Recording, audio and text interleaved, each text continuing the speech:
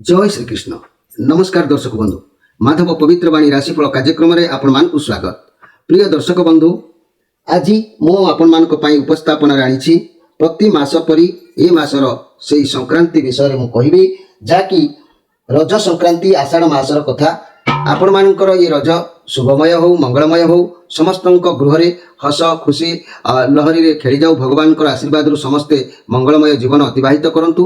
प्रिय दर्शक बंधु, प्रति मासरे मु संक्रांति विषय किछि किछि कहिथाए। जो दर्शक बंधु माने प्रति मासर संक्रांति विषय जानिबा को चाहुथांती, निश्चित भाव में ये कार्यक्रम को प्रति मासरे जगी रखिकी देखिबा दरकार।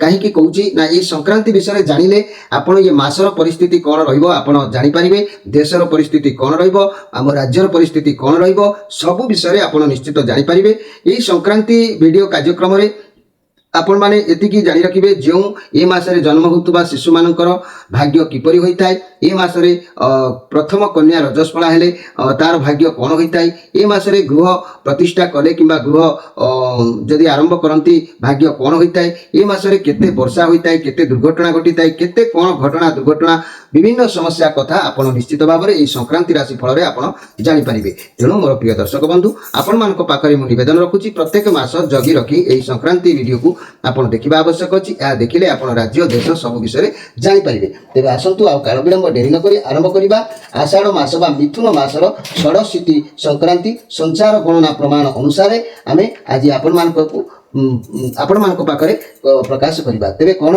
ना मन रखंतु, गजपति महाराजांकर 68 अंक उत्कलय सन 1432 साल इंग्राजी मासर 2025 मसीहा आषाढ़ मासर 1 दिन जून मासर 15 तारीख रविवार। तेणु एठू आरंभ है संक्रांतिर कार्यक्रम। मासाधिपति यही आषाढ़ मासर मासाधिपति रहिबे किए ना शनि, शनिदेव रहिबे ये मासर अधिपति। अवदान संचार हीन जहाँ कहते हीन जल वृष्टि हम मार्घ्य जोग निश्चित रहिबो। ग्रीष्म ऋतुर द्वितीय मास आषाढ़ मास भोग 31 दिन। तेणु मोर प्रिय दर्शक बंधु मन रखंतु, ए मासर शनि होउचंती मासर अधिपति। एई अधिपति शनिंकर प्रभाव रे हमर ए मासरे वर्षार प्रभाव जा रहिबो, मु से विषय मध्ये आपनको कहूची। ध्यान दियंतु मोर प्रिय दर्शक बंधु, ये संक्रांतिर नाम प्रथमे मन रखंतु। ये संक्रांतिर नाम होउची घोड़ा। कुमार बयस, भूत जाति, पीतवस्त्र परिधान करी कुंकुम लेपन होई, जाति पुष्प माल्य गलारे लंबाई, भोग अवस्था रौप्य पात्र रे पायस भोजन करी गदा धारण पूर्वक व्याघ्र वाहन रे नैऋत्य दिगरु आसी दक्षिण दिग को दृष्टि देई पूर्व दिग को गमन करिवे। तेणु ये संक्रांतिर नाम है घोड़ा। घोड़ा जो जहाँ तांको प्रभाव रे ए मासरे कौन घटना सब घटिबो आपण माने ध्यान दियंतु मोर सुधी दर्शक बंधु। जहाँ फल कि पृथ्वीर दक्षिण भागर देश मन रखंतु, आम पृथ्वीर दक्षिण भागर देश समूह यथा आफ्रिकार दक्षिण भाग, ऑस्ट्रेलिया, टास्मानिया, न्यूजीलैंड और दक्षिण अमेरिकार हर्णद्वीप समूह रे प्राकृतिक विपर्यय बोमा विस्फोरण हबो। এই বোমা বিস্ফোরণে অনেক ধন জীবন নষ্ট হব। এই বোমা বিস্ফোরণে এই সব অঞ্চল মানকরে বহুত ক্ষয়ক্ষতি মধ্য হবার মাসরে যোগ জনা যাଉଛି। তারপরে এই মাসরে সেই মানে সেই দেশ মানকরে মধ্য যান দুর্ঘটনা ঘটি ধন জীবন হানির বহু আশঙ্কা রহিব। যে যান দুর্ঘটনা হব, बारंबार जान दुर्घटना हम। यही बारंबार जान दुर्घटन बहु माने लोक माने धन माने निजर भविष्य अंधार हो जहाँकि धन जीवन हानिर आशंका बहु परिमाण में रोचे। तेरे जदि आम दक्षिण भारतर यथा त्रिचूर, एर्नाकुलम, किलुअन एवं डिरुनेल्वेली, रामनाथपुरम, मदुराई, धर्मपुरम, उत्तर दक्षिण आर्कट, चेंगलपुट, धर्मपुरी, बांग्लोर एवं कोलार, चितोरी आदि अंचल मानक कौन घटब ना, यही सब अंचल मानक मन रखु मोर सुधी दर्शक बंधु बहु परिमाण में अग्नि भय विस्फोरण हम। यही सब अंचल मानक देश मानक बहु माने भयंकर अग्नि भय विस्फोरण हम, जहाँ फल कि अनेक क्षयक्षति हो माने अग्नि भयर विस्फोरण में अनेक माने धूलिसात हो। तेणु आपण माने ध्यान दियंतु मोर प्रिय सुधी दर्शक बंधु। घूर्णी बात्या और सन्त्रासवादी कार्य मान वृद्धि पाइब ये अंचल मानक देश मानक। ଘୂର୍ଣ୍ଣିବାତ୍ୟା ବହୁ ପରିମାଣରେ ଆସିବ, ବହୁ କ୍ଷୟକ୍ଷତି କରିବ, ଅନେକ ଘର ଦ୍ୱାର, ଅନେକ ଜୀବଜନ୍ତୁ ମଣିଷ ପର୍ଯ୍ୟନ୍ତ ହତାଶ କରିବାର ଯୋଗ ରହୁଛି। ଆଉ ସନ୍ତ୍ରାସବାଦୀ ମାନେ କାର୍ଯ୍ୟ ବୃଦ୍ଧି ପାଇବ, ଯାହାକି ରାଜନୀତିକ ଅସ୍ଥିରତା ଓ ସଂଘର୍ଷ ଦେଇ ଗତି କରିବ ଏ ମାସରେ। ତେବେ ଆମେ ଯଦି ଦକ୍ଷିଣ ଭାରତର କେହି ନେତୃସ୍ଥାନୀୟ ବ୍ୟକ୍ତିଙ୍କର ମନେ ରଖନ୍ତୁ ଆକସ୍ମିକ ନିଧନର ସୂଚନା ମଧ୍ୟ ମିଳୁଛି। ଏହି ଆଷାଢ଼ ମାସର ଦକ୍ଷିଣ ଭାରତରେ କେହି ନେତୃସ୍ଥାନୀୟ ବ୍ୟକ୍ତିଙ୍କର ଆକସ୍ମିକ ଭାବରେ କିଛି ନିଧନର ସୂଚନା ମଧ୍ୟ ମିଳିବ। ହଠାତ୍ ଏହି କଥା ସାରା ବିଶ୍ୱରେ ମଧ୍ୟ ପ୍ରଚଳିତ ହେବ। ତେବେ ମୋର ପ୍ରିୟ ଦର୍ଶକ ବନ୍ଧୁ, ଆପଣମାନେ ଏହି ଘୋରା ସଂକ୍ରାନ୍ତି ଆଷାଢ଼ ମାସର ଫଳ ଅନୁସାରେ କ'ଣ ସବୁ ଘଟଣା ଘଟୁଛି ଆପଣମାନେ ଅନୁଧ୍ୟାନ କରି ରଖନ୍ତୁ। ଆଉ ଯଦି ମୋର ପ୍ରିୟ ଦର୍ଶକ ବନ୍ଧୁ ଆମେ ଓଡ଼ିଶା ରାଜ୍ୟର କଥା କହିବା, ଆମର ଏହି ରାଜ୍ୟ ଓଡ଼ିଶା ରାଜ୍ୟ କଥା କହିବା, ଓଡ଼ିଶା ରାଜ୍ୟରେ କ'ଣ ସବୁ ଘଟଣା ଘଟିବ, କେତେ ଭଲ ରହିବ, କେତେ ମନ୍ଦ ରହିବ, ସେ ବିଷୟରେ ଆମେ ସଂକ୍ଷେପରେ ଜାଣନ୍ତୁ। ତେବେ ଆମ ଓଡ଼ିଶା ରାଜ୍ୟର ମାଲକାନଗିରି, କୋରାପୁଟ, ଗଞ୍ଜାମ, ଦକ୍ଷିଣ ପୂର୍ବ ଭାଗ, ବ୍ରହ୍ମପୁର, ଛତ୍ରପୁର, ଚିଲିକା, ପୁରୀ ସମୁଦ୍ର ଉପକୂଳ ଅଞ୍ଚଳ ଘୂର୍ଣ୍ଣିବାତ୍ୟା ବହୁ ପରିମାଣର ହେବ। ଏହିସବୁ ଅଞ୍ଚଳ ମାନଙ୍କରେ ବହୁ ପରିମାଣରେ ଘୂର୍ଣ୍ଣିବାତ୍ୟାର ଯୋଗ ମଧ୍ୟ ଏ ମାସରେ ରହୁଛି। ଏହି ଘୂର୍ଣ୍ଣିବାତ୍ୟାରେ ମଧ୍ୟ ଅନେକ କିଛି କ୍ଷୟକ୍ଷତିର ଆଶଙ୍କା ମଧ୍ୟ ରହୁଛି। ଗୁରୁତ୍ୱର ଯାନ ଦୁର୍ଘଟଣା ତଥା ନିଶ୍ଚିତ ଭାବରେ ହେଉଛି। ତେବେ ମନେ ରଖନ୍ତୁ ଏହିସବୁ ଜିଲ୍ଲା ମାନଙ୍କରେ ଗୁରୁତ୍ୱର ଭାବରେ ଯାନ ଦୁର୍ଘଟଣା ହେବ।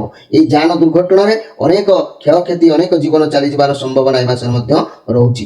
ତଥା ବ୍ୟାପକ ଅଗ୍ନି ଭୟର ସୂଚନା ମଧ୍ୟ କିଛି କିଛି ସ୍ଥାନରେ ରହୁଛି। ଅଗ୍ନି ଭୟର ଯେଉଁ ସୂଚନା ରହୁଛି, କିଛି କିଛି ସ୍ଥାନରେ ଅଗ୍ନିର ପ୍ରଭାବ ମଧ୍ୟ ପଡ଼ିବ। ଆଉ ବିଶେଷ କରିକି ଏ ମାସରେ ଅଧିକ କରିକି ପଥ ଦୁର୍ଘଟଣା ଏବଂ ରାଜହାନି ବଢ଼ି ଚାଲିବ। ପଥ ଦୁର୍ଘଟଣାକୁ କେହି ବ୍ରେକଅପ୍ କରିପାରିବେ ନାହିଁ। ଏ ମାସରେ ଅନେକ ପ୍ରକାର ପଥ ଦୁର୍ଘଟଣା ହେବାର ଯୋଗ ନିଶ୍ଚିତ ଭାବରେ ରହୁଛି। ମୋର ପ୍ରିୟ ଦର୍ଶକ ବନ୍ଧୁ, ଆପଣମାନେ ମନେ ରଖନ୍ତୁ ଯାହାକି ଏଇ ଯେଉଁ ପଥ ଦୁର୍ଘଟଣା ହେଉଛି, ଯାନବାହନ କ୍ଷେତ୍ରରେ ଆପଣମାନେ ଟିକେ ସଜାଗ ଭାବରେ ଗାଡ଼ି ଚଳାଚଳ କରନ୍ତୁ। ନିଜ ଜୀବନକୁ ସୁରକ୍ଷା ରଖିବା ନିମନ୍ତେ ବେଶୀ ବ୍ୟସ୍ତ ବିବ୍ରତ ନ ହୋଇ ନିଜର ଦାୟିତ୍ୱ ବହନ ନିମନ୍ତେ ବ୍ୟସ୍ତ ହୁଅନ୍ତୁ ନାହିଁ। ଧୀର ସ୍ଥିର ମନ୍ଥର ଗତିରେ ଗାଡ଼ି ଚଳାଇବା ପାଇଁ ଚେଷ୍ଟା କରନ୍ତୁ। ଶାସକୀୟ ଶିଥିଳତା ନିଶ୍ଚିତ ଭାବରେ ମଧ୍ୟ ଦେଖାଦେବ। ଆଉ ବିଶେଷ ଗୁରୁତ୍ୱର କଥା ହେଲା ବିଦ୍ୟୁତ ସଙ୍କଟ। ବିଦ୍ୟୁତ ବିଷୟରେ ଯଦି ଆମେ କହିବା, ବିଦ୍ୟୁତ ସଙ୍କଟ ଓ ଜଳଭାବ ରାଜ୍ୟର ଅଧିକ ହେବା ଯୋଗୁଁ ଜନସାଧାରଣଙ୍କର କଷ୍ଟ ବଢ଼ି ଚାଲିବ। ବହୁ ଜନ ଅସନ୍ତୁଷ୍ଟ ରହିବେ। ଏ ମାସରେ ବିଦ୍ୟୁତ ସଙ୍କଟ ବହୁତ ପ୍ରଭାବ ପଡ଼ିବ।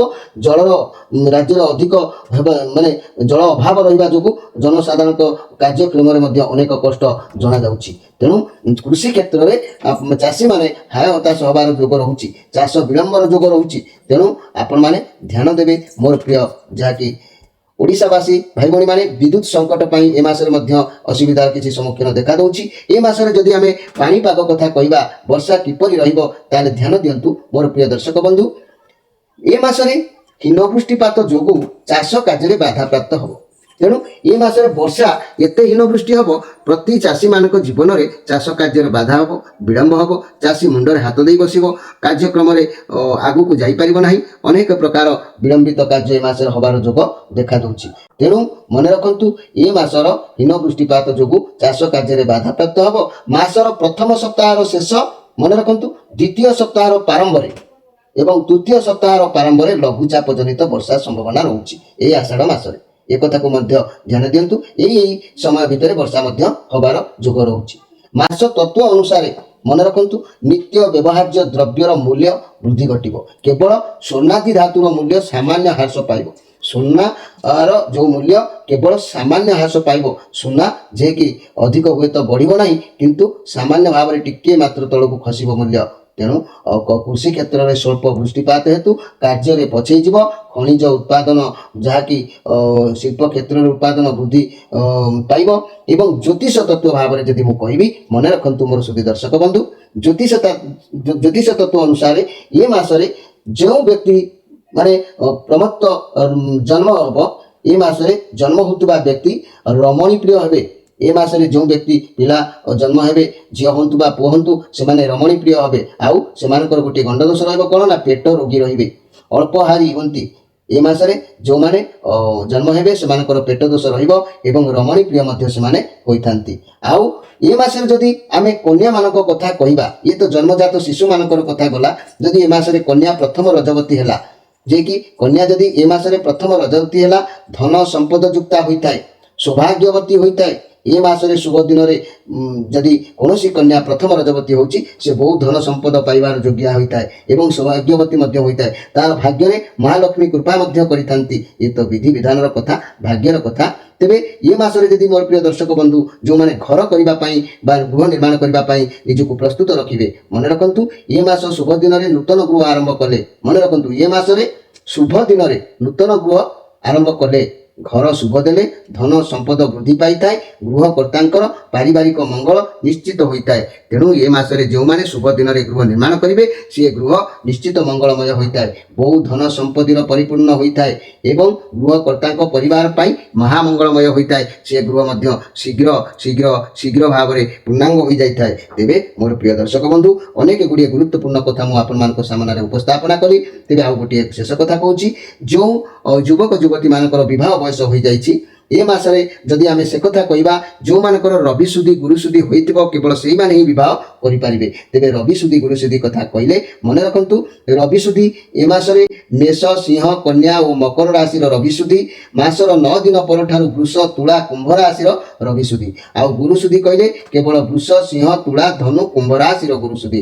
तेबे जानंतु मोर प्रिय दर्शक बंधु जहाँकर रवि सुदी आउ गुरु सुदी होइतिबो केवल सेही माने ही विवाह योग्य निश्चित विवाह करें ताकू के अटकई पारे नहीं। आउ एतिकी मु आउ एक कथा कहबाकू चाहूँगी सबुठु दुखर कारण होची ए मासरे गुरु अस्त और गुरुवादित्य जनित अशुद्ध काल आरंभ होला।